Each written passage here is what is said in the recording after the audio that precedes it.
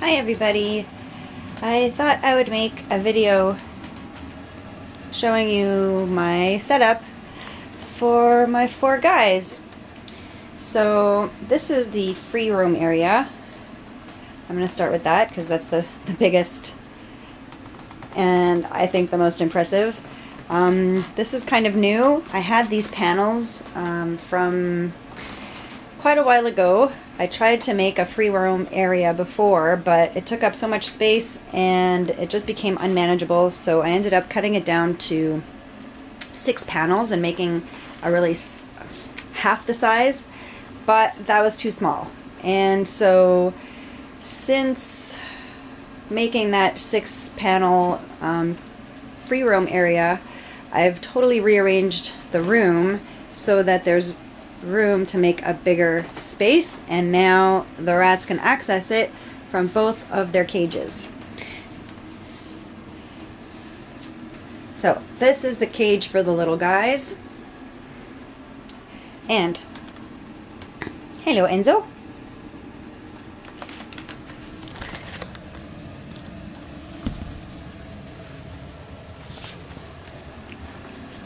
So in their free roam area, I have this dig box, which is new. I made the dig box today.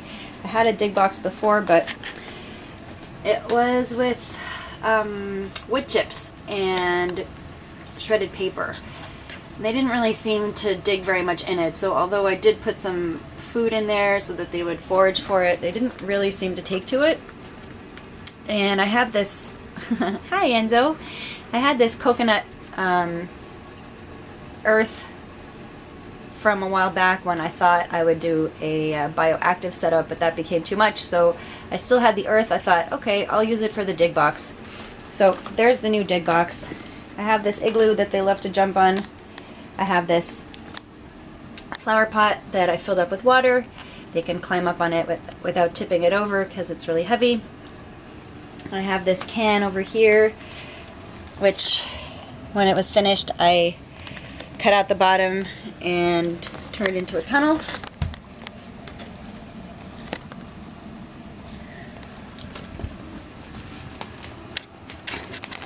Over here I have their litter box and a bunch of paper bags, a cardboard box, and then this was their previous sort of digging box, which I have a bunch of little toys and wine corks and old beef bones, a half a coconut, some ping pong balls, some little cat balls, and a toilet paper roll. So in there's a bunch of food and treats at the bottom, so they can dig around in there for that. But that's old news for them. The dig box is really the new thing.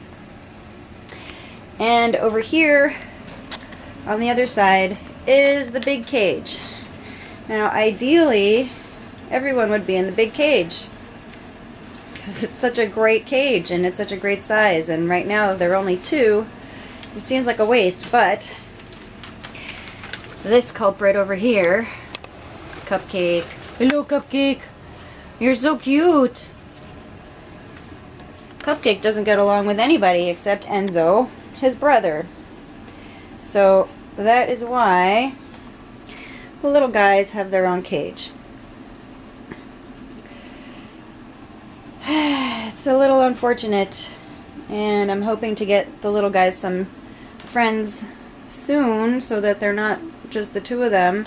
They seem kind of depressed, to be honest, but they're suffering from a respiratory infection right now, and I'm giving them antibiotics. They've gotten better, but they haven't quite gotten over it. So until they really get over it, I don't want to bring more rats in here. Now inside the big cage there's a lot of stuff. Here, I'll open the top door so that you can see better inside. Now I originally set this up so that the rats could climb down this homemade cat tree. It's not really a cat tree, it's just a bunch of boxes that I taped together.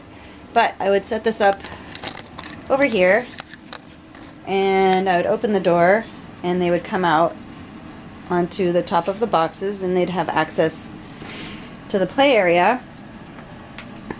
And then they could get back inside their house. But Cupcake, the eternal troublemaker, Cupcake decided it would be fun to walk along the side of the enclosure. Because I had this extra plastic on the top, I had jumpers before and they could easily jump to the top of the enclosure and climb out. So I put these extra plastic sheets on top to prevent them from jumping out. But Cupcake figured out that they make a really, really good, well, really good, good enough walking space, and he was able to get all the way around here and climbed into the little guy's cage. And at the time, well, because it never occurred to me that they'd be able to do this, the front door was wide open. So guess what? Cupcake went in and started terrorizing Bamboo. Now, I heard the noise.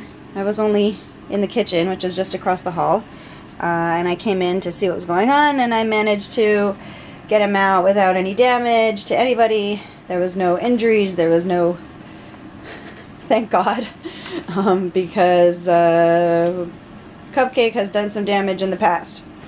So that made it clear that I couldn't leave the door open for them. So since then, I've been taking them out and just putting them in the free room area when it's their turn. And then I put them back, because if they can't behave, they don't get the special privileges of being able to go in and out of their cage whenever they want. And these guys usually get their turn first thing in the morning. I set up the boxes over here. I move this over. That's the good thing about the way I put this together, is that it's very modular. It's movable. I can move it around when I need to get by. If I have to get to the closet over here, or if I need to get around to get back here to do something with the big cage, then I can just move this part over here, or if I need something from the drawers over there.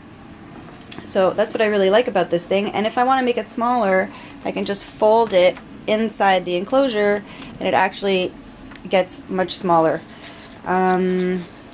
So what I usually do in the morning is I set up the boxes right in front of their door, and then they can climb out and come down into the free play area and run around and forage for food.